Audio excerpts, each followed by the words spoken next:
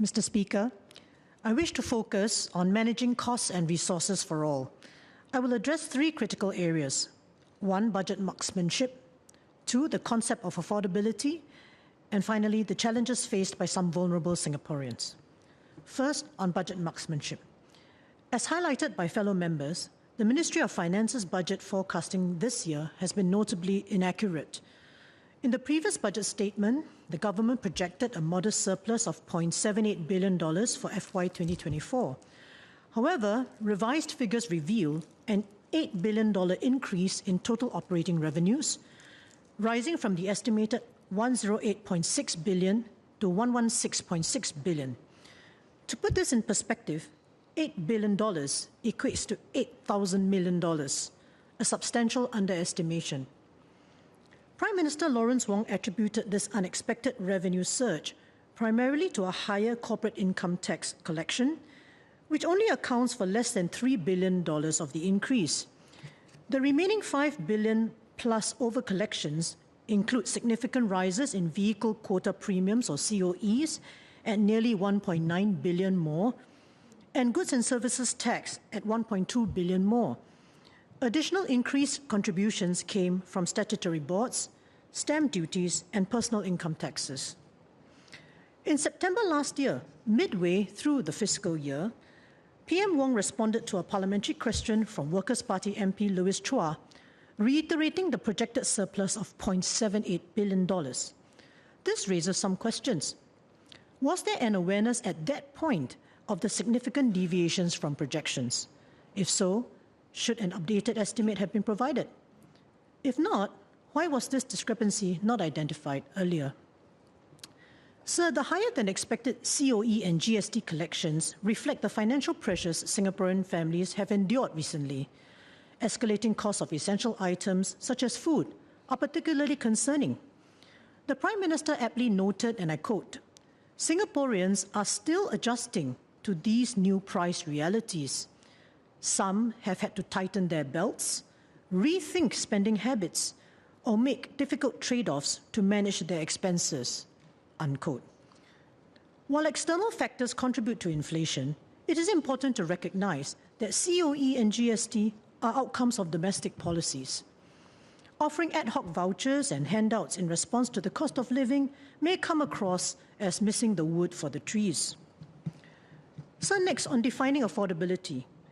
The government's approach to easing cost of living pressures and ensuring public housing affordability warrants scrutiny.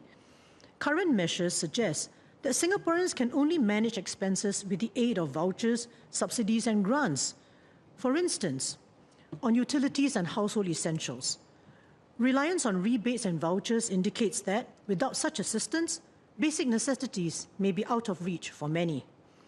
On public housing, the necessity of substantial housing grants, which were further increased in 2023 and again in 2024.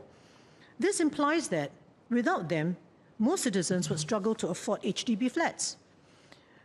On childcare and education, the dependence on subsidies and fee caps suggests that, without these interventions, these services might be unaffordable for the average family.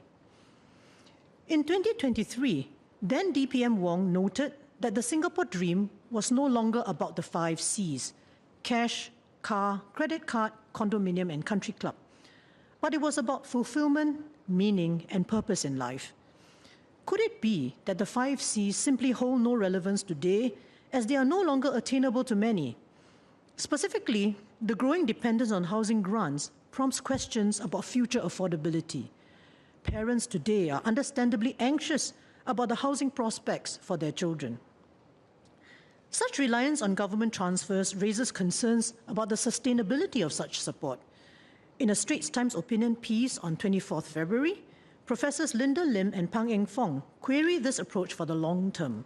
They observe that, and I quote, "The persistent need for subsidies for basic goods and services like food, accommodation, and utilities in one of the world's richest countries indicates that prices are too high and wages too low to enable a substantial segment of Singaporeans to make ends meet."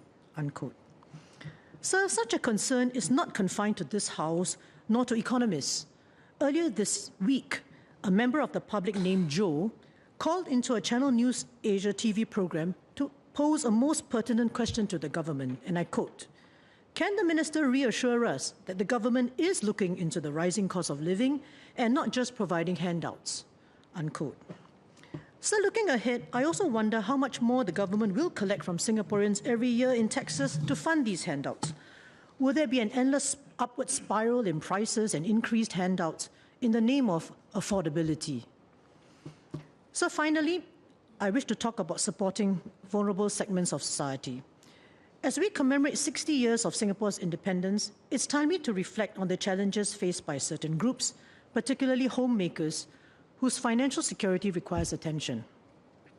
Currently, CPF members have the autonomy to nominate beneficiaries for their CPF savings upon death, even to the exclusion of immediate family members.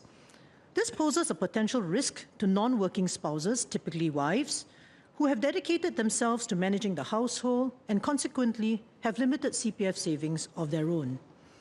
For families with fewer resources, CPF savings constitute a significant portion of liquid assets upon a member's death.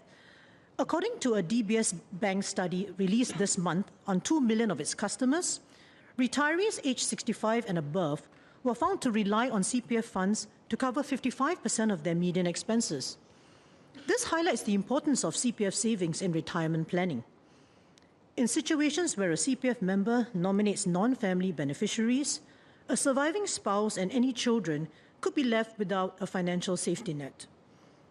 Notably, during divorce proceedings, CPF monies accumulated during the marriage are considered matrimonial assets and are subject to division.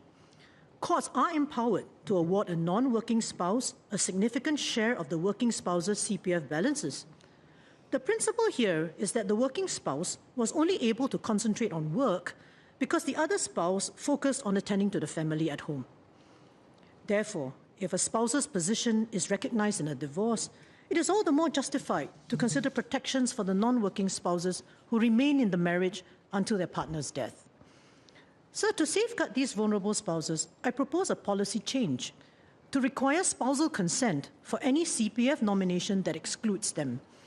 This could be implemented by mandating the spouse as a necessary witness to such a nomination. Such a measure would acknowledge CPF funds as shared assets within a marriage and ensure that both parties are aware of and agree to the distribution plans. In cases where consent is not obtained, a default provision could allocate 50% of the CPF balances to the spouse, with the member's nomination applying to the remaining half. So I intend to raise this issue during the Committee of Supply debates for the Manpower Ministry. I hope the Ministry will give this proposal some consideration during that debate. So to conclude, this budget, being a prelude to the general election, offers benefits across the spectrum, ensuring that both affluent and less privileged Singaporeans receive some support. These measures will help households for now, but the issue is how sustainable such an approach is. I believe it is vital to seriously look at the three areas I've highlighted: doing better at budget marksmanship, managing the cost of living other than through handouts, and providing vulnerable segments of society who risk being overlooked in our nation's progress.